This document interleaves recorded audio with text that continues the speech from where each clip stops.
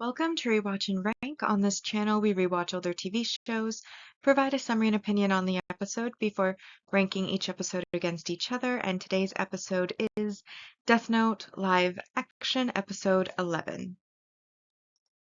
The episode in a nutshell is a brief reminder of what happens in the episode. So this episode is the final episode in this series, and therefore the finale. It begins with Soichiro's funeral, where everybody attends, Light, Sayu, and the task force. Sayu is going to live with an aunt, but Light stays behind because he has unfinished business. And then he basically tells the task force, the police, everybody that it was Mello and Tamura who ended up killing his father, and they then work with Light, eventually finding Mello's hideout, and they go there with the SWAT team to attack, and then there are gunshots. Mogi basically comes in that he has been shot over the thing. They see then Near looking like he's escaping, or Mello looking like he's escaping, and so Light follows, only to then have Near reveal that it was all a setup, all L's final plan, and all of the rest of the task force come in, including a totally fine Mogi, and they confront Light for being Kira. While all of this is happening, Misa is at a concert, and Mikami is hiding in the warehouse. And so basically there's a back and forth with Nier. Mikami then writes down Nate River, which is Nier's real name, into his death note, but Nier reveals that he swapped it. However, Mikami and Light had foreseen that and thought they had put a fake there, but it looks like Nier anticipated that and then, of course, got the real one. And so Mikami comes out. Everybody is confronting everybody. Light's going on a grand speech about how he's done such a service for the world, he's made it a better place, it's safer, so on, so forth, and that goes on for like half an hour, or what feels like half an hour, like it's a very large part of the episode. He just keeps going on. And then, of course, everyone's begging him to, like, just give up, atone, we know it's you now, you've been caught. And Light is like, not a chance. And so he then, of course, Mikami goes to tackle, gets hit in the shoulder with a bullet. Then Light goes to reach for the death note so that he can write down everybody's names. But then he gets shot multiple times. And then Mikami goes and decides to set the entire warehouse on fire, and the task force and Nier only decide to save Mikami and take him out, leaving Light inside of the warehouse where he crawls towards the death note. Unfortunately, it starts to burn, and then Light himself starts to burn, and we then see that Misa, because the notebook has burned, loses her memories and just goes about her life. Mikami, who's outside, he loses his memories and isn't sure why he's out there. And Ryuk and Rem, who had previously withdrawn from the whole confrontation so as not to cause harm to Misa, meets Ryuk, and they fly off back to the Shinigami realm. And then the very final scene is Nier with Watari at L's grave, where he plays a final video that L left, and then they walk off into going home, so presumably to catch a plane to go back to England. And that is everything that happened in this episode. So now that we've been reminded about the episode, it is now time to rank the episode, and as always, we'll be ranking on our mostly objective ranking list first, followed by the personal ranking list. So our mostly objective rank values: 3 points each for our multi-episode supporting character developments. All the characters attended Soichiro's funeral, so that's bulk points, but it's 3 that we're counting. Mikami's car is tampered with when Mello threatens to kill them, because he realizes that the 3 of them are working together, Misa, Mikami, and Light.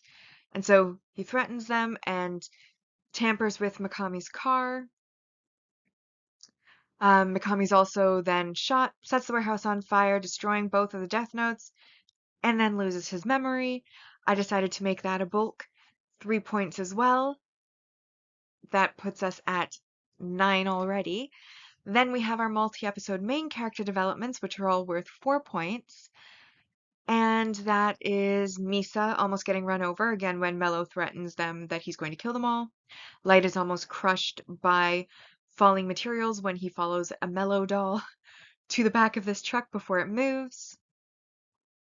Nier's real name is revealed to be Nate River. Light gets shot. Misa loses her memory. Light dies in a fire in the warehouse, so doesn't die from his bullet wounds or a heart attack like in the anime, but by being burned to death, which is infinitely worse. And at this point, we're so far above 10 that, spoilers, it is a perfect series, 10 out of 10.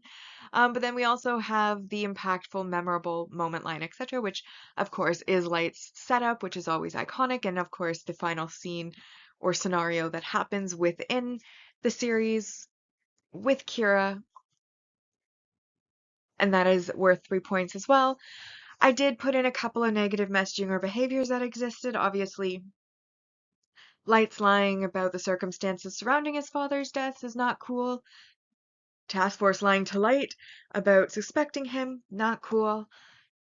Nier pretending Mello took over because that was L's order, also not cool. He lied to everybody. So a lot of lying was happening. That's never a good thing. Minus 2 points. And then the second minus 2 points is the entire task force, SWAT team, additionally Nier, are all in this warehouse. Mikami sets it on fire, and they decide to drag Mikami out, and then they just leave Light there to literally burn to death like it's nothing. And it's like, you're supposed to be the good guys here. Why are you leaving a potential criminal to burn to death? Like, they had the opportunity to, drag him out, put him in cuffs, make him face accountability. And I know, of course, that per all of the other media, Light dies in the end. That had to happen. But I just think that, like, see, in the anime, he escapes the warehouse, starts running, and then Ryuk writes his name as he promised, and that's a really nice ending. In this one, though, like, they had every opportunity to save his life, and they just left him there to literally burn to death while he's still alive, because his wounds were non-fatal, at least not immediately fatal. And I just think that that is horrible, because they left him to be, like, tortured to death, and it's like, ugh, because, like, burning alive would be torture. So I just think that was horrible of them to do, especially since they were supposed to be the good guys. But I do think that it does make for a very dramatic end to Light. And I don't know between the anime and this one, I think I might slightly prefer the anime one because it was like a fulfillment of a promise between Ryuk and Light, whereas this one he's just burning to death because they abandoned him rather than arrested him. But either way,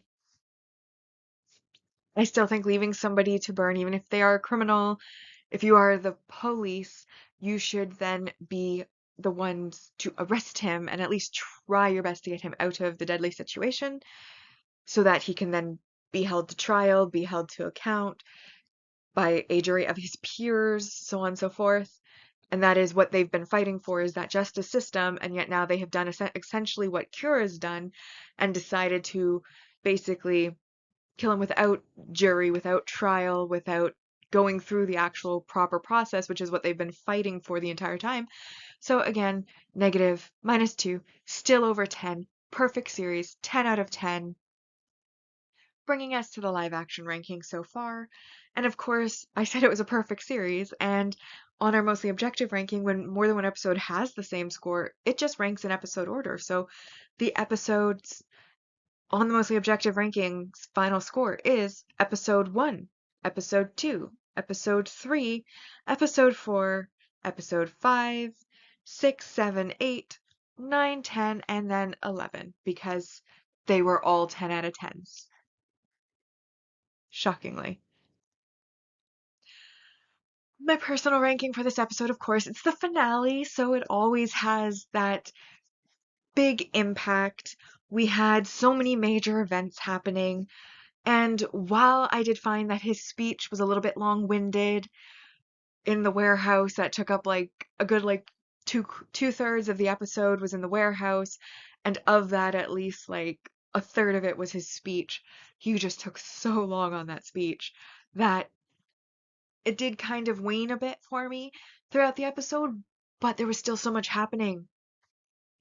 And like I said, I kind of think I might prefer the anime death over this death, but I don't think that this death is necessarily inferior in that, like, they both were pretty dramatic, both pretty good. It's just, for my personal preference, the fulfillment of a promise just has a bit more romanticism to it than his so-called justice-loving police force, instead of bringing out him, like dragging him out while he's wounded to face judgment and trial and such, decided to just play Kira themselves and leave him to burn and die for his crimes in the warehouse. And then are outside like it's nothing, fawning over Mikami, who's like in the shoulder, having his shoulder treated and such. And it's like, Mikami also played Kira. He also killed a bunch of people. Like, why are you treating them so differently? That's kind of rude. But again, that's just nitpicky. Ultimately, really good episode. Really enjoyed it. Love that everything came to head. And I do genuinely think this is my favorite version of Death Note. There is a film series, and I know I've watched that in the past, but I genuinely don't recall it because it was so long ago, and I can't find it anyways to refresh my memory online, so that's out. But I know there is a film series that was Japanese made, not that Netflix thing, but I still think even if I were to watch that film series that this would be my favorite version of Death Note, bar none. I think it's amazing. And again, it was a perfect series. In objectively, obviously it wasn't perfect with my rankings, but then that would be very, very difficult to do. Even my favorite TV show of all time isn't a perfect series on my personal rankings, so it's not going to be. But I did give this episode a 10 out of 10 because it was really good, and even though it did have some faults, those faults just didn't overshadow how amazing it was, that it was the finale, and it was really well done, and it was really exciting, and now everything is concluded. But because it was the finale, I do have the personal ranking set in stone now, and my favorite episode of the series was episode 7 in first, then episode 4 came in second, followed by episode 1, episode 10, episode 11 I did put into 5th place. 6th place was episode 8, 7th was episode 5, followed by episode 9, then episode 6. In 10th place was episode 3, and my least favorite episode of this series was episode 2 in 11th place. Which brings us now to our series ranking so far, and officially we can put the live action or the drama, whichever you prefer to call it, where it belongs on our mostly objective ranking. It is in first place. It's the only series objectively, I think, that was 100% perfect. Like, it was objectively perfect. And so it naturally is in first place, followed by part 1 of the anime at 70.77%, and then part 2 of the anime at 51.82%. Meanwhile, then on the personal ranking side, the live action also scored extremely highly. It was only 10 points off of perfect, 100 out of a possible 110, which was 90.91%. Followed then by part 1 of the anime at 60.38%, and then part 2 of the anime at 49.09%. But with that, we have now rewatched and ranked Death Note, the live action, episode 11. Like and subscribe if you'd like to, and I'll see you in the next episode. Or rather, not the next episode. Obviously, this was the finale, so next series will be following from here.